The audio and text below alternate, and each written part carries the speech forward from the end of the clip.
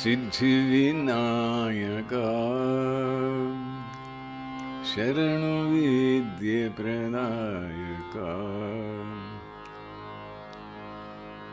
ಶರಣು ಪಾರ್ವತಿ ತನಯ ಮೂರುತಿ ಶರಣು ಮೂಷಕ ವಾಹನ ಶರಣು ಸಿದ್ಧಿವಿನಾಯಕ ಶರಣು ವಿದ್ಯೆ ಪ್ರದಾಯಕ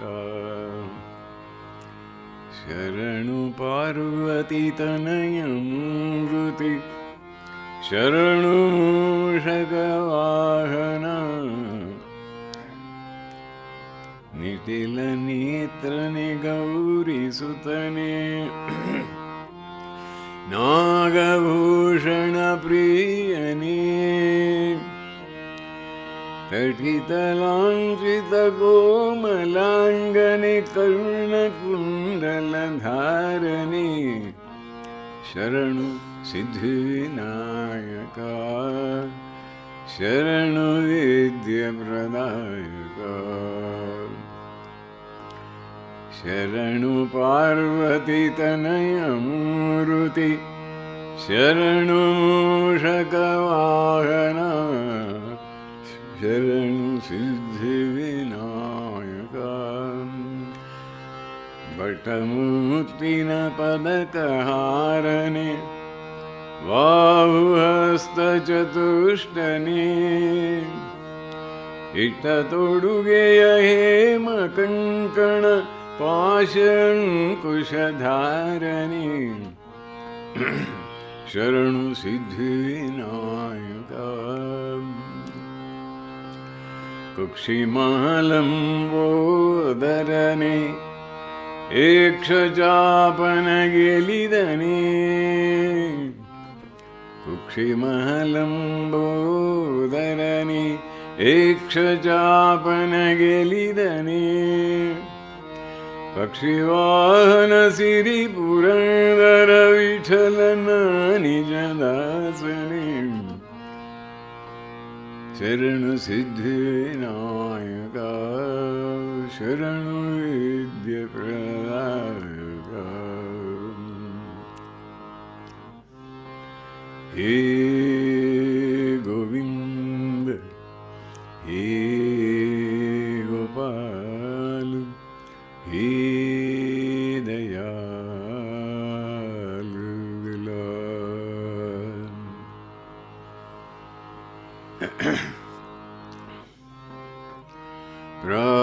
प्राणनाथ अनाथ सखे दीन दर्द निवार हे गोविंद हे गोपाल हे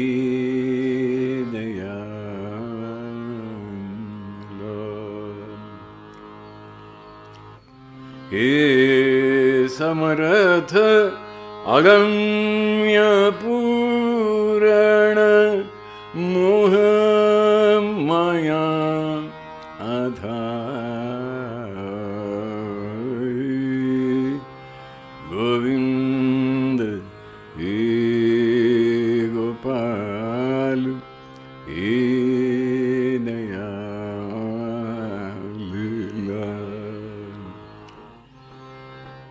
ಆತನ ಮಹಿಮೆಯನ್ನು ತಿಳಿದಿದ್ದರೆ ಇದು ಅಂಧಕೋಪ. ಈ ಮನುಷ್ಯನ ಜೀವನ ಎನ್ನುವುದು ಆಧ್ಯಾತ್ಮದ ಹಿನ್ನೆಲೆ ಇಲ್ಲದೇ ಇದ್ದರೆ, ಆಂತರ್ಯದ ಆಳದಲ್ಲಿರತಕ್ಕಂಥ ಭಗವಂತನ ಅಥವಾ ದಿವ್ಯ ಜ್ಯೋತಿಯ ಸಂಸ್ಪರ್ಶಕ್ಕೆ ಬಾರದೇ ಇದ್ದರೆ ಮನುಷ್ಯನ ಜೀವನ ವ್ಯರ್ಥ ಎನ್ನುವುದನ್ನು ಆ ವಾಕ್ಯದಲ್ಲಿ ನಾನಕರು ಹೇಳಿದ್ದು. ಅಂಧಕೂಪ महाभयानक नानक पार उतार हे गोविंद हे गोपाल हे दयालु ಭಗವಂತನ ಮಹಿಮಾತಿಶಯವನ್ನು ಅರ್ಥ ಮಾಡಿಕೊಳ್ಳುವ ಒಂದು ಪ್ರಯತ್ನವನ್ನು ಮಾಡ್ತಾ ಇದ್ದೇವೆ. ಮಾತ್ರವಲ್ಲ, ಎಲ್ಲ ಥರದ ದುರ್ಬಲತೆ, ಪರಿಮಿತಿ, ಬಂಧನಗಳನ್ನು ದಾಟಿ ನಮ್ಮ ಸತ್ವ ಶಕ್ತಿಗಳನ್ನು ವೃದ್ಧಿಸಿಕೊಳ್ಳತಕ್ಕಂಥ ಕಾರ್ಯದಲ್ಲಿ ತೊಡಗಿದ್ದೇವೆ ಅಂತ ತಿಳ್ಕೊಳ್ಬೇಕು. ಯಾಕಂದರೆ ಇಡೀ ಜಗತ್ತಿನಲ್ಲಿ ಮನುಷ್ಯನಿಗೆ ಅಪೂರ್ವವಾದ ಶಕ್ತಿಯನ್ನು ಕೊಟ್ಟು, ಧೈರ್ಯವನ್ನು ಕೊಟ್ಟು, ಕಷ್ಟ ಕಂಟಕಗಳನ್ನು ಎದುರಿಸುವ ಸಾಮರ್ಥ್ಯವನ್ನು ಕೊಟ್ಟು, ಸರ್ವತೋಮುಖವಾದ ಪ್ರಗತಿಗೆ ಕಾರಣವಾದಂಥ ಅದ್ಭುತ ವಿಚಾರ ಲಹರಿಯನ್ನು ನಾವು ಚಿಂತನೆ ಮಾಡ್ತೇವೆ ಎಂಬುದನ್ನು ಗಮನದಲ್ಲಿಟ್ಟುಕೊಳ್ಳಬೇಕು. ಇಡೀ ಜಗತ್ತನ್ನೇ ಬದಲಿಸಬಲ್ಲ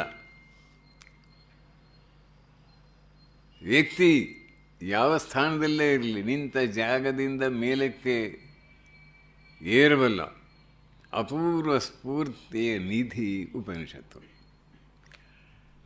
ಸ್ವಾಮಿ ವಿವೇಕಾನಂದರಿಗೆ ಈ ಉಪನಿಷತ್ತನ್ನು ಎಷ್ಟು ಕೊಂಡಾಡಿದರೂ ತೃಪ್ತಿ ಇಲ್ಲ. ಅವರು ಹೇಳ್ತಾರೆ, first step in getting strength is to uphold the Upanishads and believe I am the soul. ಸರ್ವಜ್ಞನೂ ಸರ್ವಶಕ್ತನೂ ಸರ್ವವ್ಯಾಪಿಯೂ ಆದಂಥ ಪರಮಾತ್ಮ ನಮ್ಮ ಅಂತರ್ಯದ ಆಳದಲ್ಲೇ ಇದ್ದಾನೆ. ಹಾಗಿದ್ದರೆ ನಮಗೆ ಯಾವ ರೀತಿಯ ಭಯ ಯಾಕೆ? ಎಂಥ ಕಷ್ಟ ಕಂಟಗಳನ್ನು ಎದುರಿಸಬಹುದಲ್ವೇ ನಾವು ಅವನ ಸಹಾಯದಿಂದ? ಅವನು ಹತ್ತಿರದಲ್ಲೇ ಇದ್ದಾನೆ ಎನ್ನುವುದು ಒಂದು ಕಲ್ಪನೆಯಲ್ಲ, ಒಂದು ಥಿಯರಿಯಲ್ಲ, ಒಂದು ಭಾವನೆ ಅಥವಾ ಒಂದು ಕಾವ್ಯ ಲಹರಿಯೂ ಅಲ್ಲ. ಅದು ಸತ್ಯಸ್ಯ ಸತ್ಯ ಎನ್ನುವುದು ಹಿಂದೆ ಋಷಿಗಳಿಗೆ ಗೋಚರವಾಗಿದ್ದರೂ ಕೂಡ ಅದು ಶಾಶ್ವತವಾದ ಸತ್ಯವಾದ್ದರಿಂದ, ಅದು ತ್ರಿಕಾಲ ಬಾಧಿತವಾದ ಸತ್ಯವಾದ್ದರಿಂದ, ಅದು ವಿಶ್ವ ಅಂದರೆ ವಿಶ್ವದ ಎಲ್ಲರಿಗೂ ಕೂಡ ಹೇಗೆ E=mc² ಅಂತ ಐನ್ಸ್ಟೀನ್ ಹೇಳಿದ್ದಾಗಲಿ, ಅಥವಾ ಭೂಮಿ ಆಕರ್ಷಣ ಶಕ್ತಿ ಇದೆ ಅಂತ ಹೇಳಿದ್ದು ಲಾ ಆಫ್ ಗ್ರಾವಿಟೇಷನ್ ಮತ್ತೊಬ್ಬ ಸೈಂಟಿಸ್ಟ್ ಹೇಳಿದ್ದಾಗಲಿ, ಅದು ಯಾವುದೇ ಒಂದು ಜಾತಿ, ಮತ, ಕುಲ, ಗೋತ್ರ, ಯಾವುದೇ ಕಾಲಕ್ಕೆ ಮಾತ್ರ ಸೀಮಿತವಲ್ಲದೆ ಸಮಸ್ತರಿಗೂ ಕೂಡ ಉಪಯುಕ್ತವಾದಂಥದ್ದಾದಂತೆ ಈ ಆತ್ಮತತ್ವ, ಪರಮಾರ್ಥ ತತ್ವ ಇದನ್ನು ತಿಳಿಯದೇ ಇದ್ದರೆ ಮನುಷ್ಯನಿಗೆ ಉಳಿಗಾಲವಿಲ್ಲ, ನಿಜವಾದ ಉಳಿಗಾಲ ಇಲ್ಲ. ಇದನ್ನು ತಿಳಿದದ್ದಾದರೆ ಅವನ ಜೀವನ ಸಾರ್ಥಕವಾಗ್ತದೆ ಎನ್ನುವುದನ್ನು strength is what the Upanishad speak to me from every page. ಯಾರಿಗೆ ಸ್ಟ್ರೆಂತ್ ಬೇಡ? ನಾಳೆಯಿಂದ ನಾನು ಹೆಚ್ಚು ದುಃಖ ಪಡುವಂತಾಗಲಿ, ನಾಳೆಯಿಂದ ಆದಷ್ಟು ಕಷ್ಟಪಡುವಂತಾಗಲಿ ಅಂತ ಯಾರಾದರೂ ಆಲೋಚನೆ ಮಾಡ್ತಾರಾ? ಬೇಕಾ? ಎಲ್ಲರಿಗೂ ಸ್ಟ್ರೆಂತ್ ಬೇಕು, ಎಲ್ಲರಿಗೂ ಉತ್ಸಾಹ ಬೇಕು, ಎಲ್ಲರಿಗೂ ಧೈರ್ಯ ಬೇಕು, ಎಲ್ಲರಿಗೂ ತಾನು ಕೈಗೊಂಡ ಕಾರ್ಯದಲ್ಲಿ ಯಶಸ್ಸನ್ನು ಪಡೆಯಬೇಕು. ಎಕ್ಸಲೆನ್ಸ್, ಈಗಿನ ಮಾತದು ಎಕ್ಸಲೆನ್ಸ್, ಉತ್ಕೃಷ್ಟತೆ ಬೇಕು. ಅದು ಹೇಗೆ, ಎಲ್ಲಿಂದ ಸಿಗ್ತದೆ? ಅದು ಒಳಗಡೆ ಇದೆ ಆ ಶಕ್ತಿ, ಅನಂತ ಶಕ್ತಿಯ ಆಗರ. ನಾವೇನು ಮಾಡಿದ್ದೇವೆ? ಈ ದುರ್ಬಲವಾದ ದೇಹೇಂದ್ರಿಯಗಳ ಜೊತೆಗೆ ನಮ್ಮ ಸಂಬಂಧವನ್ನು ದೃಢವಾಗಿ ಮಾಡಿಕೊಂಡು ಆ ಕಡೆ ಈ ಕಡೆ ನೋಡಲಿಕ್ಕೆ ಸಾಧ್ಯವೇ ಇಲ್ಲ. ಹೊರಗಡೆ ನೋಡುವ ಒಂದು ಅಭ್ಯಾಸವನ್ನು ದೀರ್ಘಕಾಲದಿಂದ ಮಾಡಿಕೊಂಡು ಬಂದಿದ್ದೇವೆ, ಬಾಲ್ಯದಿಂದಲೇ ಮಾಡಿಕೊಂಡು ಬಂದಿದ್ದೇವೆ. ಇಲ್ಲ, ಜನ್ಮಾಂತರದಿಂದಲೇ ಹೊರಗಡೆ ನೋಡುವ ಕೆಲಸ ಬಿಟ್ಟು ಬಾಕಿ ನಾನು ಯಾರು ಅಂತ ಆಲೋಚನೆ ಮಾಡುವುದೊಂದು ಅಭ್ಯಾಸವನ್ನು ಮರೆತು ಬಿಟ್ಟಿದ್ದೇವೆ. ಉಪನಿಷತ್ತು ಹೇಳ್ತದೆ, ಬರೀ ಹೊರಗಡೆ ನೋಡಿದರೆ ಸಾಲದು, ಒಳಗಡೆ ನೋಡುವ ಅಭ್ಯಾಸವೂ ಮಾಡಬೇಕು ಅಂತ. ಇದಕ್ಕೆ ನಾನು ಹಿಂದಿನ ಬಾರಿನ ಕ್ಲಾಸಿನಲ್ಲಿ ಒಂದು ಕಥೆ ಹೇಳಿದ್ದು ಈಗ ನೆನಪಿಗೆ ಬಂತು, ಅದನ್ನು ತಿರುಗಿ ಉಚ್ಚಾರಣೆ ಮಾಡ್ತೇನೆ. ಯಾಕಂದರೆ ಹಿಂದೆ ಬಂದವರಿಗೆ ಅದು ನೆನಪು ಮಾಡಿಕೊಡುತ್ತೆ ಆ ಕಥೆ, ಹೊಸಬರಿಗೆ ಅದು ಹೊಸತು. ಅದೇ ಮೆಸ್ಸಾಚುಸೆಟ್ಸ್ ಯಾವುದೋ ಒಂದು ಯೂನಿವರ್ಸಿಟಿಯಲ್ಲಿ ದೊಡ್ಡ ಆಸ್ಟ್ರಾನಮಿ ಪ್ರೊಫೆಸರ್ ಆಗಿದ್ದರು. ಅವರು ಮಂಡ್ಯದ ಹತ್ರ ಅವ್ರ ಊರು ಮನೆ, ಅಲ್ಲಿಗೆ ಬಂದಿದ್ದರಂತೆ. ಅಕಸ್ಮಾತ್ ಆಕಾಶವನ್ನು ನೋಡ್ತಾ, ಆಕಾಶದಲ್ಲಿ ಇನ್ನೂ ಕೆಲವು ನಕ್ಷತ್ರದಿಂದ ಬೆಳಕಿನ್ನೂ ಜಗತ್ತಿಗೆ ಬಂದಿಲ್ಲ, ಎಷ್ಟು ವಿಶಾಲವಾಗಿದೆ ವಿಶ್ವ, ಅಬ್ಬಬ್ಬಾ, ಮೇಲೆ ನೋಡೆ ಕಣ್ಣ ತಣಿಪ ನೀಲ ಪಟದಿ ವಿವಿಧ ರೂಪ ಜಾಲಗಳನ್ನು ಚಿತ್ರ ಚತುರನಾರ್ ಅಂತ ಡಿ ವಿ ಜಿ ಅವರು ಕೇಳಿದ ಹಾಗೆ ಅವರು ಅದನ್ನೆಲ್ಲ ನೋಡ್ತಾ ಮೇಲೆ ಹೋಗ್ತಾ ಇದ್ದಾರೆ. ಅದು ಮೇಲೆ ನೋಡ್ತಾ ಹೋಗುವಾಗ ಅಕಸ್ಮಾತು ಅಷ್ಟು ತನ್ಮಯರಾಗಿ ನೋಡ್ತಾ ಇದ್ದಾರಲ್ಲ, ಅಲ್ಲಿ ಒಂದು ಬಾವಿ ಇತ್ತು, ಹಾಳು ಬಾವಿ, ತಟ್ಟನೆ ಬಿದ್ದು ಬಿಟ್ರಂತೆ. ಬಿದ್ದ ಕೂಡಲೇ ಅಂತ ಕೂಗಿದ ಮೇಲೆ ಅಲ್ಲಿ ಒಬ್ಬರು ಗೌಡರು ಬಂದು ಒಂದು ಯಾವುದೊಂದು ಬಂಬು ಅನ್ನು ಕೊಟ್ಟು ಅದನ್ನು ಹಿಡ್ಕೊಳ್ಳಿ ಅಂತ ಮೇಲೆಲ್ಲ ಎತ್ತಿದ್ರಂತ. ಎತ್ತಿ ಅವರು ಮೇಲಕ್ಕೆ ಬಂದರು. ತಾವು ಯಾರು ಅಂತ ಹೇಳಿದ್ರು. ನಾನು ಖಗೋಲಜ್ಞ, ಈ ಕಡೆ ರಜೆಗೆ ಬಂದಿದ್ದೆ. ಅದೆಲ್ಲ ಸರಿಯೇ, ಖಗೋಲ ಒಳ್ಳೆ, ಸ್ವಲ್ಪ ಭೂಗೋಳ ಕಲ್ತ್ಕೊಳ್ಳಿ ಅಂತ ಹೇಳಿದ. ಭೂಮಿಯಲ್ಲಿ ಬದುಕುವ ಮನುಷ್ಯನು ಹಾಗೆ ಹೊರ ಜಗತ್ತನ್ನು ಮಾತ್ರ ಅಧ್ಯಯನ ಮಾಡಿದರೆ ಸಾಲದು, ತನ್ನನ್ನು ತಾನು ತಿಳ್ಕೊಳ್ಬೇಕು. ಆತ್ಮಾನಂ ವಿಧಿ ತಜ್ಞಾನಂ ಪ್ರಶಮಕರಂ ಯದಿಂದ್ರಿಯಾಣಂ ತಜ್ಞೇಯಂ ಯದುಪನಿಷತ್ಸು ನಿಶ್ಚಿತಾರ್ಥ. ಉಪನಿಷತ್ತುಗಳಲ್ಲಿ ಯಾವುದನ್ನು ನಿಶ್ಚಿತವಾಗಿ ಹೇಳಿದೆಯೋ ಆ ಜ್ಞಾನ ಇದೆಯಲ್ಲ, ಆತ್ಮಜ್ಞಾನ, ಅದನ್ನು ತಿಳಿದುಕೊಂಡದ್ದಾದರೆ ಮನುಷ್ಯನ ಜೀವನ ಸಾರ್ಥಕ. ಎಲ್ಲ ಇಂದ್ರಿಯಗಳನ್ನು ಶಾಂತ ಮಾಡಿಬಿಡ್ತದೆ, ಅವುಗಳ ಕಾಟವನ್ನು ತಡೆದು ಬಿಡ್ತದೆ.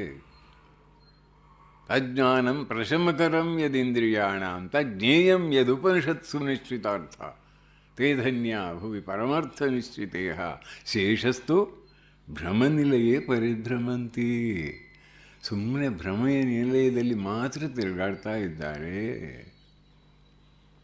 ಎಷ್ಟು ಸ್ಪಷ್ಟವಾಗಿ ಹೇಳ್ತಾರೆ ಇದನ್ನು. ಈ ಉಪನಿಷತ್ತಿನ ಸಾರವನ್ನು, ಅದರ ಹೃದಯವನ್ನು ಜಗತ್ತಿಗೆ ಕೊಟ್ಟಂಥವರೇ ಭಗವಾನ್ ಆದಿ ಶಂಕರಾಚಾರ್ಯರು. ಪರಮದ್ಭುತವಾದ ಒಂದು ಕೆಲಸವನ್ನು ಅವರು ಮಾಡಿದ್ದು. ಸಾಕ್ಷಾತ್ ಶಿವನಂತೆ ಹೇಳ್ತಾರೆ ಅವರನ್ನು. ಜ್ಞಾನದ ಮೂರ್ತಿ ಶಂಭೋ ಮೂರ್ತಿ ಸ್ಥಿರತಿ ಭುವನಿ ಶಂಕರಾಚಾರ್ಯ ರೂಪ ಅನ್ನೋ ಒಂದು ವಾಕ್ಯವು. ಕೆಲವೆಲ್ಲ ನಿಯಮಗಳು ಹಳೆ ಕಾಲದವರದ್ದು ಇರಲಿ. ಈ ಅಪೂರ್ವವಾದ ಶಕ್ತಿಶಾಲಿಯಾದ ಸಂದೇಶವನ್ನು ನಮ್ಮ ಜನಾಂಗಕ್ಕೆ, ಇಡೀ ಜನಾಂಗಕ್ಕೆ ಕೊಡಬೇಕು ಅಂತ ಹೇಳ್ತಾರೆ. ನಿಜವಾಗಿಯೂ ಸ್ವಾಮಿ ವಿವೇಕಾನಂದರು ಈ ಮಾತನ್ನು ಎಷ್ಟು ಬಾರಿ ಹೇಳಿದ್ದಾರೆ ಅಂದರೆ, let me tell you that we want strength and everything, every time strength. And the Upanishads are the great mine of strength. therein lies strength enough to invigorate the whole world. The whole world can be vivified, made strong, energized through them. ಸತ್ಯ ಇದು. ಎಂಥ ಒಂದು distorted self image ಇಟ್ಕೊಂಡು ಮನುಷ್ಯರು ಬದುಕ್ತಾರೆ ಈ ಜಗತ್ತಿನಲ್ಲಿ. ದೇಹೇಂದ್ರಿಯಗಳ ಜೊತೆಗೆ ನಾನು ಎನ್ನುವಂಥದ್ದನ್ನು ಬಳಸಿಕೊಂಡು ಐಡೆಂಟಿಫಿಕೇಷನ್ ಓರಿಯೆಂಟೇಷನ್ ಅಂತ ಹೇಳ್ತಾರೆ. ಅದು ನನ್ನದೇ ಶಬ್ದ. ನನ್ನನ್ನು ನಾನು ಇಂಥವನಂತ ತಿಳಿದುಕೊಂಡು ಆ ರೀತಿಯಾಗಿ ವರ್ತಿಸುವಂಥದ್ದು. ಅಂತರ್ಯದ ಆಳದಲ್ಲಿ ನಿಜವಾದ ತತ್ವವಿದೆ. ನಿಜವಾದ enlightenment is possible and improvement of character is possible. ಅದು ಮಾಡಬೇಕಾದದ್ದು. ಅದು ಮಾಡಿದರೆ ಈ ಭೂಗ್ರಹ ದೈವಗ್ರಹವಾಗತ್ತೆ. ಇಲ್ಲದಿದ್ದರೆ ಏನು ಅವಸ್ಥೆ? ದ್ವೇಷ, ಅಸೂಯೆ, ಹೊಟ್ಟೆಕೆಚ್ಚು, ಸಣ್ಣತನ, ಇನ್ನೊಬ್ಬರ ಅಭಿವೃದ್ಧಿಯಲ್ಲಿ ಸ್ವಲ್ಪ ಶುಭಚಿಂತನೆ ಮಾಡುವ ಯೋಗ್ಯತೆ ಇಲ್ಲ. ಹೀಗೆ ಮನುಷ್ಯನು ತನ್ನನ್ನು ತಾನು ಏನಂತ ತಿಳ್ಕೊಂಡಿದ್ದಾನೆ? ತಾನು ವರ್ತ್ಲೆಸ್ ಅಂತ ಅಥವಾ ತಾನು ಮನುಷ್ಯ ಮಾತ್ರ ಅಂತ ತಿಳ್ಕೊಂಡಿದ್ದಾನೆ. ಇಂದ್ರಿಯಗಳ ಒಂದು ರಾಜ್ಯದಲ್ಲಿ ಮಾತ್ರ ಸಂಚಾರ ಮಾಡಿದರೆ ಸಾಕು ಅಂತ ತಿಳ್ಕೊಂಡಿದ್ದಾನೆ. ಆದ್ದರಿಂದ ಅವನು ಈ ದುರವಸ್ಥೆ. ಆದರೆ ಆತ್ಮತತ್ವವನ್ನು ತಿಳಿದದ್ದಾದರೆ ಎಲ್ಲ ಬಂಧನಗಳಿಂದ ಪಾರಾಗುವುದು ಮಾತ್ರ ಅಲ್ಲ, ಮನುಷ್ಯ ತನ್ನ ಮನುಷ್ಯತ್ವ, ಪ್ರಾಣಿ ಧರ್ಮವನ್ನು ಬಿಟ್ಟು ಮನುಷ್ಯತ್ವದ ಮೇಲ್ಮಟ್ಟದ ಮನುಷ್ಯತ್ವವನ್ನು ಪಡೆದು ಆಮೇಲೆ ದೈವತ್ವವನ್ನು ಪಡೆದು ಇಡೀ ಜಗತ್ತಿಗೆ ದಾರಿದೀಪವಾಗ್ತಾನೆ. ಈ ಒಂದು ಅದ್ಭುತವಾದ ಸಂದೇಶ ನಮಗೆ ಉಪನಿಷತ್ತಿನಲ್ಲಿ ದೊರಕ್ತದೆ. ಅದನ್ನು ನಾವು ಇವತ್ತು ಈಶಾವಾಸ್ಯ ಉಪನಿಷತ್ತನ್ನು ಚಿಂತನೆ ಮಾಡಲಿದ್ದೇವೆ. ಈಶಾವಾಸ್ಯಂ ಅಂತ ಅದು ಪ್ರಾರಂಭವಾಗುವುದರಿಂದ ಈಶಾವಾಸ್ಯ ಉಪನಿಷತ್ತು ಅಂತ ಅದಕ್ಕೆ ಹೆಸರು ಬಂದಿದೆ. ಅದಕ್ಕೆ ಸಂಹಿತೋಪನಿಷತ್ತು ಅಂತ ಹೇಳ್ತಾರೆ. ಅದು ಮಂತ್ರ. ಅದರ ಹಿಂದಿನ 39 ಅಧ್ಯಾಯಗಳು ಆ ಸಂಹಿತೋಪನಿಷತ್ತು ಅಂತ ಇದಕ್ಕೆ ಹೆಸರು. ಆದರೆ ಈಶಾವಾಸ್ಯ ಅಂತ ಅದು ಪ್ರಾರಂಭವಾಗುವುದರಿಂದ ಈಶಾವಾಸ್ಯ ಉಪನಿಷತ್ತು ಅಂತ ಹೆಸರು ಬಂದಿದೆ. ಈ ಈಶಾವಾಸ್ಯ ಉಪನಿಷತ್ತಿನ 39 ಹಿಂದಿನ 39 ಅಧ್ಯಾಯಗಳಲ್ಲಿ ಕರ್ಮಕಾಂಡವನ್ನೇ ಕುರಿತು ಚಿಂತನೆ ಮಾಡಿದ್ದಾರೆ. ವೇದವನ್ನು ಕರ್ಮಕಾಂಡ ಜ್ಞಾನಕಾಂಡ ಅಂತ ವಿಭಾಗಿಸುವ ಒಂದು ಕ್ರಮ ಇದೆ. ಇಷ್ಟಪ್ರಾಪ್ತ್ಯನಿಷ್ಟ ಪರಿಹಾರಯೋ ಅಲೌಕಿಕಂ ಉಪಾಯಂ ಯೋ ಗ್ರಂಥೋ ಸ ವೇದಯತಿ ವೇದ. ವೇದ ಅಂದರೆ ಏನು? ಇಷ್ಟ ಪ್ರಾಪ್ತಿಗೆ ಅನಿಷ್ಟ ನಿವಾರಣೆಗೆ ಲೋಕದ ಒಂದು ಕ್ರಮ ಇದೆ, ಏನೇನು ಮಾಡಬೇಕು ಅಂತ. ಲೋಕದ ಕ್ರಮ ಅಲ್ಲ, ಅಲೌಕಿಕವಾದ ಅತೀಂದ್ರಿಯವಾದ ಋಷಿಗಳಿಗೆ ಗೋಚರವಾದ ಅವರು ಸೂಚಿಸಿದಂಥ ಒಂದು ಪಥವನ್ನು ಅನುಸರಿಸುವುದು ಕರ್ಮಕಾಂಡದ ಉದ್ದೇಶ. ಮಂತ್ರ ಬ್ರಾಹ್ಮಣಾತ್ಮಕ ವೇದನಾಮಧೇಯಂ. ಮಂತ್ರ ಮತ್ತು ಬ್ರಾಹ್ಮಣದ ಮುಂದಿನ ಭಾಗ ಅರಣ್ಯಕ ಮತ್ತು ಮುಂದಿನ ಭಾಗ ಉಪನಿಷತ್ತು ಅಂತ ಒಂದು ಸಾಮಾನ್ಯ ವಿಂಗಡಣೆ ಮಾಡುವ ಕ್ರಮ ಇದೆ. ಇದು ಸಂಹಿತೋಪನಿಷತ್ತು ಅಂದರೆ ಮಂತ್ರದಲ್ಲಿ ಸೇರಿಕೊಂಡಂಥ ಉಪನಿಷತ್ತು. ಮಂತ್ರಗಳಲ್ಲಿ ಎರಡು ಬಗೆ.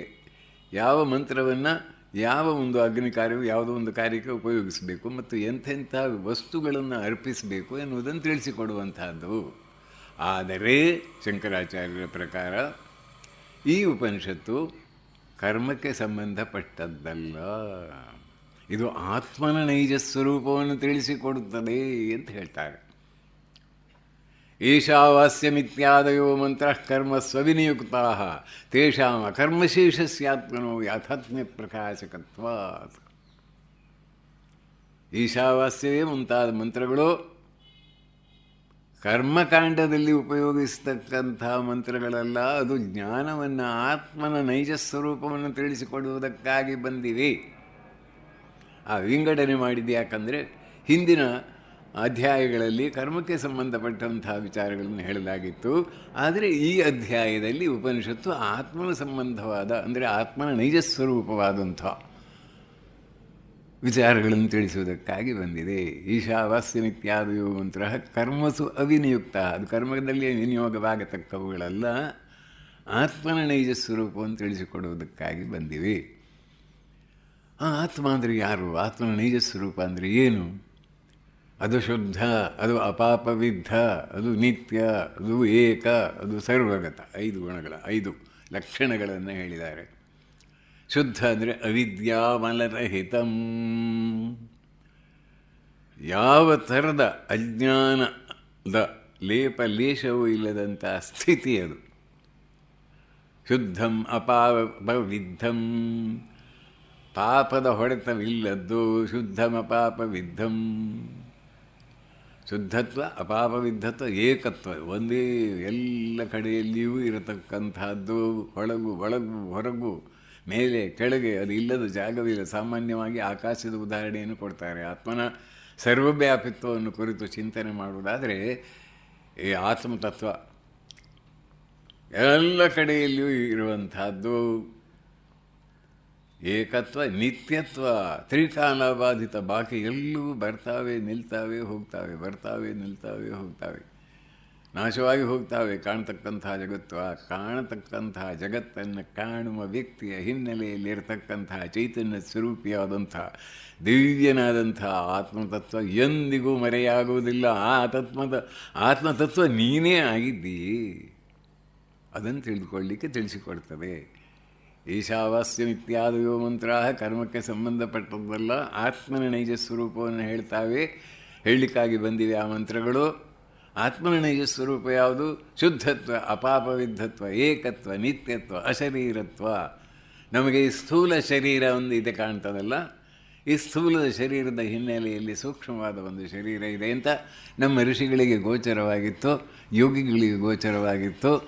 ಈ ಹೊತ್ತು ವಿಜ್ಞಾನಿ ಸೈಕಾಲಜಿಯಲ್ಲಿ ಡೆಪ್ ಸೈಕಾಲಜಿ ಅಥವಾ ಟ್ರಾನ್ಸ್ಪರ್ಸನಲ್ ಸೈಕಾಲಜಿ ಅಂತ ಒಂದು ಬಂದಿದೆ ಅಮೇರಿಕಾದಲ್ಲಿ, ಟೊಪೆಕಾದಲ್ಲಿ. ಸ್ಟುವರ್ಟ್ ಟ್ವೆಮ್ಲು ಅಂತವರು ಅದನ್ನು ಬೇಕಷ್ಟು ಸಂಶೋಧನೆ ಮಾಡಿದ್ದಾರೆ. ನಮಗೆ ಸೂಕ್ಷ್ಮವಾದ ಒಂದು ಶರೀರ ಇದೆ ಅಂತ ಗೊತ್ತಾಗಿದೆ. ಈ ಪಂಚ ಜ್ಞಾನೇಂದ್ರಿಯಗಳು, ಪಂಚಕರ್ಮೇಂದ್ರಿಯಗಳು, ಪಂಚಪ್ರಾಣ, ಮನಸ್ಸು, ಬುದ್ಧಿ, ಚಿತ್ತ, ಅಹಂಕಾರ, ಅಸಂಖ್ಯ ಸಂಸ್ಕಾರಗಳನ್ನೊಳಗೊಂಡ ಶರೀರ ಬಿದ್ದು ಹೋದರೂ ನಾಶವಾಗದ, ನಮ್ಮ ವ್ಯಕ್ತಿತ್ವ ನಾಶ ಆಗೋದಿಲ್ಲ, ಅದು ಇದೆ ಅಂತ ಗೊತ್ತಾಗಿದೆ. ಅದಕ್ಕೆ ಸೂಕ್ಷ್ಮ ಶರೀರ ಅಂತ ಹೆಸರು. ಅಲ್ಲಿ ಅಶರೀರತ್ವಂ ಎನ್ನುವ ಶಬ್ದವನ್ನು ಉಪಯೋಗಿಸಿದ್ದಾರೆ ಆಚಾರ್ಯರು. ಶುದ್ಧತ್ವ, ಅಪಾಪವಿದ್ಧತ್ವ, ಏಕತ್ವ, ನಿತ್ಯತ್ವ, ಅಶರೀರತ್ವ, ಸ್ಥೂಲ ಸೂಕ್ಷ್ಮ ಕಾರಣ ಅಂತ ಇದೆ. ಎಲ್ಲ ಸೂಕ್ಷ್ಮ ಅತಿ ಸೂಕ್ಷ್ಮ ಸಂಸ್ಕಾರಗಳು ಬೀಜಭೂತವಾಗಿ ಇರತಕ್ಕಂಥದ್ದು. ಇದು ಕಲ್ಪನೆಯಲ್ಲ, ಥಿಯರಿಯೂ ಅಲ್ಲ. ನೋಡಿ, ಆಲೋಚನೆ ಮಾಡಿ ನೋಡಿದರೆ ಗೊತ್ತಾಗ್ತದೆ. ನಾವು ಜಾಗೃತ ಅವಸ್ಥೆಯಲ್ಲಿರುವಾಗ ಈ ಹೊರ ಜಗತ್ತನ್ನು ನೋಡ್ತೇವೆ. ಅದೇ ನಾವು ಅಲ್ಲಿ ಸ್ವಿಚ್ ಆಫ್ ಮಾಡ್ತಾರೆ ಯಾರು, ಅಲ್ಲೇ ಮಲ್ಕೊಂಡಿದ್ದಾರೆ ಇಡೀ ಜಗತ್ತು. ಅದಕ್ಕೆ ಚಂಡಿಯಲ್ಲಿ ಹೇಳಿದ್ದಾರೆ ಸಪ್ತಶತಿಯಲ್ಲಿ, ಯಾ ದೇವಿ ಸರ್ವಭೂತೇಷು ನಿದ್ರಾರೂಪೇಣ ಸಂಸ್ಥಿತ ಅಂತ. ಮಾತೆ ನಿದ್ರೆಯನ್ನು ಕೊಟ್ಟುಬಿಡ್ತಾಳೆ, ಮಕ್ಕಳೇ ಮಲ್ಕೊಳ್ಳಿ ಸಾಕು ಅಂತ. ಅಲ್ಲೇ ಎಲ್ಲರೂ ಹೋದರು. ಆಮೇಲೆ ಅಲ್ಲಿ ಸ್ವಪ್ನ ಕಾಣ್ತೇವೆ ನಾವು, ಸ್ವಪ್ನ ಸೃಷ್ಟಿ ಆಗ್ತದೆ. ಸ್ಥೂಲವಾಗಿರುವಾಗ, ಎಚ್ಚರದಲ್ಲಿರುವಾಗ ಸ್ಥೂಲ ಜಗತ್ತನ್ನು ನೋಡ್ತೇವೆ, ಸೂಕ್ಷ್ಮವಾದಂಥ ಶರೀರದಲ್ಲಿರುವಾಗ ಸೂಕ್ಷ್ಮ ಜಗತ್ತನ್ನು ನೋಡ್ತೇವೆ. ಕೆಲವೊಮ್ಮೆ ಸೂಕ್ಷ್ಮವಾಗಿ ನಾವು ಸಂಚಾರ ಮಾಡೋದು ಉಂಟಂತ ಹೇಳ್ತಾರೆ ಕೆಲವರು. ನಮ್ಮ ಪ್ರೊಫೆಸರ್ ಒಬ್ಬರು ಹೇಳ್ತಾ ಇದ್ರು, ತನಗೊಂದು ಕಡೆಯಲ್ಲಿ ಒಂದು ದಿವಸ ಒಳ್ಳೆಯ ಒಂದು ಸ್ವಪ್ನ, ಒಂದು ದೇವಸ್ಥಾನವನ್ನು ನೋಡಿದೆ ಅಂತ. ಚೆನ್ನಾಗಿತ್ತು, ಎಲ್ಲ ನೋಡಿ ಬಂದೆ. ಅದು ನಾನು ಕೊನೆಗೆ 3-4 ವರ್ಷದ ನಂತರ ಆ ದೇವಸ್ಥಾನಕ್ಕೆ ನಾನು ಹೋದೆ. ಅದೇ ದೇವಸ್ಥಾನವನ್ನು ನಾನು ನೋಡಿದ್ದು ಅಂತ ಗೊತ್ತಾಯಿತು ಆಮೇಲೆ ಅಂತ ಹೇಳಿದರು. ಅಂದರೆ ಅದು ಸೂಕ್ಷ್ಮ ಶರೀರದ ಒಂದು ಪಯಣ ಅಂತ ನಾವು ಹೇಳಬಹುದು. ಆ ಸೂಕ್ಷ್ಮವಾದಂಥ ಈಗ ನಾವು ಕಾಣ್ತಕ್ಕಂಥ ಕಣ್ಣು, ಕಿವಿ, ಮೂಗು, ನಾಲಿಗೆ, ನಮ್ಮ ಚರ್ಮ ಹಾಗೂ ನಮ್ಮ ಪಂಚ ಜ್ಞಾನೇಂದ್ರಿಯಗಳು ಅಂತ ಹೇಳ್ತೇವೆ, ಪಂಚ ಕರ್ಮೇಂದ್ರಿಯಗಳಿವೆ, ಕೈ ಕಾಲು ಇತ್ಯಾದಿ. ಇವುಗಳು ಎಲ್ಲವೂ ಕೂಡ they are not located in your physical body, they are located in the subtle body made up of subtle material particles. ಹೌದು, ದೇಹದಲ್ಲಿಯೇ ಅಲ್ಲ, ದೇಹದ ಮೂಲಕ ಕಿಟಕಿ ಒಳಗೆ, ಇದು ಕಿಟಕಿ, ಇದರಲ್ಲಿ ನೋಡ್ತಾ ಇದ್ದಾನೆ ಇವರು ಜಗದಾತ್ಮ ಅಂದರೂ ನೋಡ್ತಾ ಇದ್ದಾರೆ ಅಷ್ಟೇ. ಇದು ಹೋದರೂ ಕೂಡ ಒಳಗಡೆ ಆ ಕಿಟಕಿಗೆ ಕಣ್ಣಿಗೆ ಏನಾಗಲಿಲ್ಲ, ಅಲ್ಲಿ ಒಂದು ಕಿಟಕಿ ಉಂಟು. ಅದಕ್ಕೆ ಸೂಕ್ಷ್ಮ ಶರೀರ ಅಂತ ಹೇಳೋದು.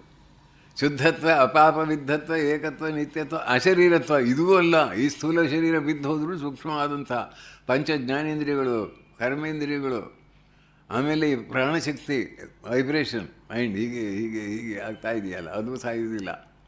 ಇದು ಎಲ್ಲವೂ ಒಂದು ಯೂನಿಟ್, ಅದಕ್ಕೆ ಸೂಕ್ಷ್ಮ ಶರೀರ ಅಂತ ಹೇಳುವಂಥದ್ದು. ಇದು almost it is being proved. ನಾವು ಅದನ್ನು ಅಧ್ಯಯನ ಮಾಡಿದವರಿಗೆ ಗೊತ್ತಾಗುತ್ತೆ, ಇಲ್ಲದಿದ್ದರೆ ಗೊತ್ತಾಗೋದಿಲ್ಲ. ಯೋಗಿಗಳಿಗೆ ಗೊತ್ತಾಗಿತ್ತು, ಋಷಿಮುನಿಗಳಿಗೆಲ್ಲ ಅನುಭವಕ್ಕೆ ಬಂದಂಥ ವಿಚಾರ. ಈಗಲೂ ಕೂಡ ಅಂಥವ್ರು ಇದ್ದಾರೆ. ಶರೀರ ಬಿಟ್ಟು ಬೇರೆ ಕಡೆ ಹೋಗಿ ಆ ದಿವಸ ಇಂತಿಷ್ಟು ಜನ ಅಲ್ಲಿ ಬರ್ತಾ ಇದ್ರಲ್ಲ, ನೀನು ಇಂಥ ಸಾಲಿನಲ್ಲಿದೆಯಲ್ಲ, ಅವನು ರಾತ್ರಿ 11 ಗಂಟೆಗೆ ಬರ್ತಾ ಇದ್ದ. ಇವರು ಎಲ್ಲಿಗೂ ಹೋಗಲಿಲ್ಲ, ಆದರೆ ಇವ್ರಿಗೆ ಕಾಣಿಸಿತು, ಗೊತ್ತಾಯಿತು. ಅಂದರೆ ನೋಡಲಿಕ್ಕೂ ಆಗುತ್ತೆ ಅಂತ. ಅಂದರೆ ಇದು ಸ್ಥೂಲವಲ್ಲದ ಸೂಕ್ಷ್ಮವಾದ ಶರೀರ, ಇದೂ ಅಲ್ಲ ಆತ್ಮ. ಇನ್ನು ಗಾಢ ನಿದ್ರೆಯಲ್ಲಿ ಅದು ಎಂಥ ಒಂದು ಅನುಭವ ಪ್ರತಿಯೊಬ್ಬ ಜೀವಿಗೂ ಕೊಟ್ಟಿದ್ದಾರೆ ದೇವರು. ಈ ಜಗತ್ತಿನಲ್ಲಿರ್ತಕ್ಕಂಥ ಪ್ರತಿಯೊಂದು ಜಾತಿ, ಮತ, ಕುಲ, ಗೋತ್ರ ಭೇದವಿಲ್ಲದೆ ಪ್ರತಿಯೊಬ್ಬನು ದಿನವೂ ಕೂಡ ಆ ಪರಬ್ರಹ್ಮದ ಹತ್ರ ಸ್ವಲ್ಪ ಹೋಗ್ತಾನೆ. ಅದರೊಂದು ಪರದೆ ಮಾತ್ರ ಇದೆ ಅಲ್ಲಿ. ಆ ಪರದೆ ಇದ್ದರಿಂದ ಪರದೆಯನ್ನು ದಾಟಿ ಆ ಕಡೆ ಹೋಗ್ಲಿಕ್ಕಾಗ್ತಾ ಇಲ್ಲ, ಹೊರತು ಅಲ್ಲಿ ಹೋಗಿ ವಾಪಸ್ ಬಂದುಬಿಡ್ತಾನೆ ಅಷ್ಟೆ. ನೋಡಿ, ಅದು ಯಾವುದು? ಕಾರಣ ಶರೀರ ಅಂತ ಹೇಳ್ತಾರೆ. ನಮ್ಮ ಎಲ್ಲ ಜನ್ಮಾಂತರದ ಸಂಸ್ಕಾರಗಳು ಸೂಕ್ಷ್ಮವಾಗಿ ಅಲ್ಲಿ ನಿಹಿತವಾಗಿವೆ. ಹೇಗೆ ವಿಶಾಲವಾದ ವಟವೃಕ್ಷ ಅತ್ಯಂತ ಸೂಕ್ಷ್ಮವಾದ ಬೀಜದಿಂದ ಹೊರಹೊಮ್ಮುತ್ತದೋ, ಅದೇ ರೀತಿಯಲ್ಲಿ ಮಾನವನಲ್ಲಿ ಕಂಡು ಬರತಕ್ಕಂಥ ಬೇರೆ ಬೇರೆ ಸಂಸ್ಕಾರಗಳು, ಆಶೆಗಳು, ಆಕಾಂಕ್ಷೆಗಳು, ಅವನ ಯೋಚನೆಗಳು, ಭಾವನೆಗಳು, ಅವನ ಈ ಸಂಬಂಧಗಳು, ಇವುಗಳು ಎಲ್ಲವುದರ ಸೂಕ್ಷ್ಮಾತಿ ಸೂಕ್ಷ್ಮವಾದ ಬೀಜರೂಪವಾಗಿರತಕ್ಕಂಥ ಒಂದು ಆ ಸ್ಥಿತಿ ಇದೆಯಲ್ಲ, ಅದಕ್ಕೆ ಕಾರಣ ಅಂತ ಹೇಳ್ತಾರೆ. ಅದೂ ಅಲ್ಲ, ಅಥವಾ ಅದರ ಹಿನ್ನೆಲೆಯಲ್ಲಿರುವ ಬೆಳಕು. ಅದರ ಹಿನ್ನೆಲೆಯಲ್ಲಿರುವ ಬೆಳಕು. ಬ್ಲ್ಯಾಕ್ ಬೋರ್ಡ್ ಇದೆಯಾ? ಅದನ್ನೇ ಅವರು ಹೇಳೋದನ್ನು ಅವರ ಪೀಠಿಕಾ ಭಾಗ ಇದೆ, ಈಶಾವಾಸ್ಯ ಉಪನಿಷತ್ತಿನ ಪೀಠಿಕಾ ಭಾಗದಲ್ಲಿ ಒಂದೊಂದು ಸೆಂಟೆನ್ಸ್ನಲ್ಲಿ, ಒಂದೊಂದು ವಾಕ್ಯದಲ್ಲಿ ಎಷ್ಟು ಸ್ಪಷ್ಟವಾಗಿ ಹೇಳಿಬಿಡ್ತಾರೆ. ನನಗೆ ಸನ್ಯಾಸಿ ಆಗೋದಕ್ಕೆ ಮೊದಲೇ ಇದನ್ನು ಬಾಯ್ಪಾಠ ಕಲ್ತ್ಕೊಂಡು ಬಿಟ್ಟಿದ್ದೆ. ಅದು ಈಗ ಇತ್ತೀಚೆಗೆಲ್ಲ ಹಳೇ ಕಾಲದ ಹಳೇ ವಿಚಾರ ಹೊರಗೆ ಹಾಕ್ತಾ ಇದ್ದೀನಿ ಅಷ್ಟೆ. ಈಶಾವಾಸ್ಯ ವಿತ್ಯಾದಯೋ ಮಂತ್ರ ಕರ್ಮಸು ಅವಿನಿಯುಕ್ತ ತೇಷಾಂ ಕರ್ಮಶೇಷಸ್ಯಾತ್ಮನೋ ಯಾಥಾತ್ಮ್ಯ ಪ್ರಕಾಶಕತ್ವಾತ್ ಯಾಥಾತ್ಮಂಚಾತ್ಮನಃ ಶುದ್ಧತ್ವ ಅಪಾಪವಿದ್ಧತ್ವ ಏಕತ್ವ ನಿತ್ಯತ್ವ ಅಶರೀರತ್ವ ಸರ್ವಗತತ್ವಾದಿ ವಕ್ಷಮಾಣಂ ತಸ್ಯ ಕರ್ಮಣ ವಿರುದ್ಧತೆ ಇತಿ ಯುಕ್ತಃ. ಈ ವಿಷಯ ಕರ್ಮಸು ಅವಿನಿಯೋಗ. ಆದ್ದರಿಂದ ಇದು ಕರ್ಮದಲ್ಲಿ ಉಪಯೋಗಿಸ್ತಕ್ಕಂಥದ್ದಲ್ಲ. ಇದು ಎಲ್ಲ ಗುಣಗಳನ್ನು, ಇದನ್ನು ತತ್ವವನ್ನು ತಿಳಿಸಿಕೊಡುವುದಕ್ಕಾಗಿ, ಆತ್ಮತತ್ವವನ್ನು ತಿಳಿಸಿಕೊಡುವುದಕ್ಕಾಗಿ ಉಪನಿಷತ್ತು ಬಂದಿದೆ. ಆತ್ಮತತ್ವವನ್ನು ಮುಂದೆ ಹೇಳ್ತಾರೆ. ಆತ್ಮಹೇವಂ ಲಕ್ಷಣಮಾತ್ಮನೋ ಯಾಥಾತ್ಮ್ಯಂ ಉತ್ಪಾದ್ಯಂ. ಅದು ಉತ್ಪತ್ತಿ ಮಾಡಲಿಕ್ಕಾಗೋದಿಲ್ಲ ಆತ್ಮತತ್ವವನ್ನು. ನೀವು ಪೂರ್ವಶಾಲೆ ಇಡ್ಲಿಯನ್ನು, ಕಡುಬನ್ನು, ಹುರಿಗಡೆ ಯಾವುದೋ ಬೇರೆ ಬೇರೆ ಕಡುಬುಗಳನ್ನು ವೆರೈಟೀಸ್ ಉಂಟಲ್ಲ, ಬೇರೆ ಬೇರೆ ಪದಾರ್ಥಗಳನ್ನು ಯಾವುದೋ ಕಾಂಬಿನೇಷನ್ ಮಾಡಿ ಒಂದು ಉತ್ಪತ್ತಿ ಮಾಡಬಹುದು. ಪರೋಡಾಶ, ಕಡುಬು, ಇಡ್ಲಿ, ದೋಸೆ, ವೆರೈಟೀಸ್, ಅದು ಉತ್ಪತ್ತಿ ಆಗ್ತದೆ. ಆತ್ಮ ಉತ್ಪತ್ತಿ ಆಗುವುದೇ ಇಲ್ಲ. ಅದಕ್ಕೆ ಯಾವ ಥರದ ಲೇಷವಲ್ಲ, ಅದು ನಿರಂತರ ಇದ್ದುಕೊಂಡಿರ್ತಕ್ಕಂಥದ್ದು. ಯಾಥಾತ್ಮ್ಯಂಚಾತ್ಮನಃ ಉತ್ಪತ್ತಿಯ ಹೌದು. ನಹ್ಯೇವಂ ಲಕ್ಷಣಮಾತ್ಮನೋ ಯಾಥಾತ್ಮ್ಯಂ ಉತ್ಪಾದ್ಯಂ ವಿಕಾರ್ಯಂ. ವಿಕಾರ್ಯ ಅಂತ ಹೇಳಿದ್ರೆ ವಿಕಾರವಾಗುವುದು.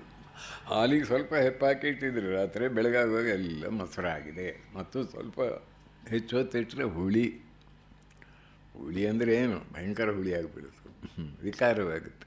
ಆತ್ಮತತ್ವ ವಿಕಾರವಾಗುವುದಿಲ್ಲ, ಅದನ್ನು ಉತ್ಪತ್ತಿ ಮಾಡಲಿಕ್ಕಾಗುವುದಿಲ್ಲ. ನಹ್ಯೇವಂ ಲಕ್ಷಣಮಾತ್ಮನೋ ಯಾಥಾತ್ಮ್ಯಂ ವಿಕಾರ್ಯಂ ಉತ್ಪಾದ್ಯಂ ಸಂಸ್ಕಾರ್ಯಂ ವಾ. ಸಂಸ್ಕರಣ ಮಾಡಲಿಕ್ಕಾಗುತ್ತೆ. ಆ ಭತ್ತವನ್ನು ಕೊಟ್ಟು ಅಕ್ಕಿ ಮಾಡಿದರೆ ಒಂದು ಸಂಸ್ಕಾರ ಆಯಿತು, ಅದಕ್ಕೆ ಅಕ್ಕಿ ಆಯಿತು.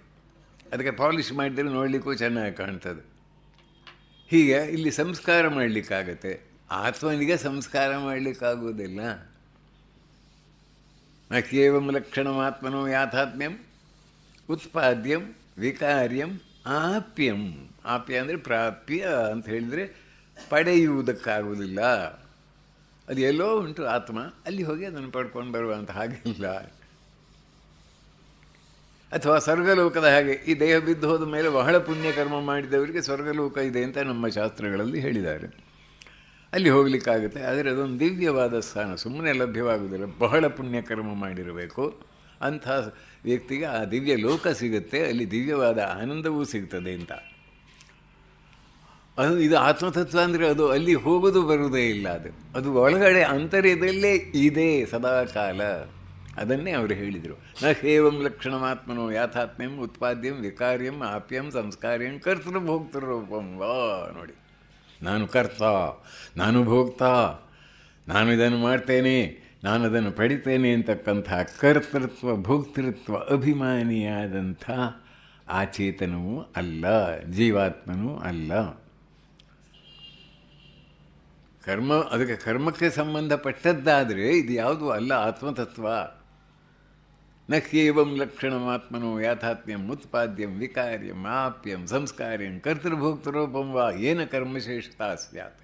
ಅದು ಕರ್ಮಶೇಷವಾಗಬೇಕಾಗಿದ್ದರೆ ಜೀವಾತ್ಮನನ್ನು ನೀವು ಕರ್ಮಶೇಷ ಅಂತ ಹೇಳಬಹುದು. ಯಾಕಂದರೆ ಕರ್ಮವನ್ನು ಮಾಡ್ತಾನೆ, ಫಲವನ್ನು ಅನುಭವಿಸ್ತಾನೆ. ಸತ್ಕರ್ಮವನ್ನು ಮಾಡಿದರೆ ಸತ್ಫಲವನ್ನು ಅನುಭವಿಸ್ತಾನೆ, ಸುಖವನ್ನು ಅನುಭವಿಸ್ತಾನೆ. ದುಷ್ಟಕರ್ಮವನ್ನು ಮಾಡಿದರೆ ದುಃಖರೂಪವಾದ ಫಲವನ್ನು ಅನುಭವಿಸ್ತಾನೆ. ಜಗತ್ತಿಗೆ ಬರ್ತಾನೆ, ಹೋಗ್ತಾ ಇದ್ದಾನೆ, ಬರ್ತಾ ಇದ್ದಾನೆ. ಇದೆಲ್ಲ ಸಾಧ್ಯ. ಜೀವಾತ್ಮನನ್ನು ನೀವು ಹಾಕಿ ಹೊರತು ಹೇಳ್ಬೋದಾದರೆ ಪರಮಾತ್ಮನೂ ಸ್ಥೂಲ ಸೂಕ್ಷ್ಮ ಕಾರಣಕ್ಕೂ ಅತೀತನಾದಂಥ. ಇದು ಮೇಲೆ ಇಡಬೇಕಾ? ಸ್ವಲ್ಪ ಒಂದು ಚಿತ್ರ ಬರೆದ್ರೆ ಆಯಿತು. ನಾನು ಮಾಡ್ತೇನೆ. ಯಾರು ಪಾಸವೇ ಆದದ್ದು?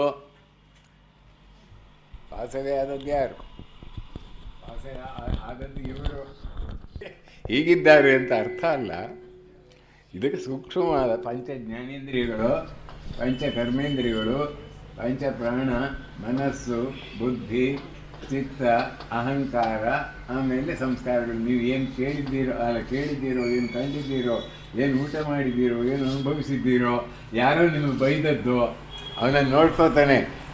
ಸತ್ತೋದ್ರೂ ಬಿಡೋದಿಲ್ಲ, ಪ್ರೇತಾಗಿ ಬಂದು ಕಾಡ್ತೇನೆ ಅಂತ ಹೇಳಿದ್ದು ಎಲ್ಲ ಇದೆ ಇಲ್ಲಿ. ಈ ಜೀವಾತ್ಮ ದೇಹ ಬಿದ್ದು ಹೋದ್ಮೇಲೆ ಇವನೇ ಜೀವಾತ್ಮ. ಈ ಜೀವಾತ್ಮನು ಈ ಸಾಮಾನ್ಯವಾಗಿ ಸ್ವಪ್ನದ ಸ್ಥಿತಿಯಲ್ಲಿ ಇಲ್ಲಿರ್ತಾನೆ ಅಂತ.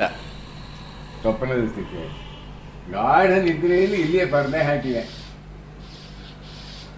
ಇಲ್ಲಿವರೆಗೆ ಹೋಗ್ತೇವೆ ನಾವು, ಆದರೆ ಇಲ್ಲಿ ಹೋಗ್ಲಿಕ್ಕೆ ಆಗ್ತಾ ಇಲ್ಲ. ಇಲ್ಲಿ ಆತ್ಮತತ್ವ ಇರುವುದು. ಸೂರ್ಯನ ಬೆಳಕು ಚಂದ್ರನ ಮೇಲೆ ಬಿದ್ದು, ಚಂದ್ರನ ಬೆಳಕು ಭೂಮಿಯ ಮೇಲೆ ಬಿದ್ದ ಹಾಗೆ ಆತ್ಮದ ಬೆಳಕಿನಿಂದ ಇದು ಆಕ್ಟಿವೇಟ್ ಆಗಿ, ಆಮೇಲೆ ಇದು ಸಹ ಇಲ್ಲಿರುವಾಗ ಇದು ಆಕ್ಟಿವೇಟ್ ಆಗಿ ಕುಣಿತದೆ. ಇದನ್ನು ಕಳಿಸಿ ಹಾಕೊಂಡ್ರೆ ಇದಕ್ಕೇನು ನಾಶ ಆಗಲಿಲ್ಲ, ವ್ಯಕ್ತಿತ್ವ ನಾಶವಾಗಿಲ್ಲ.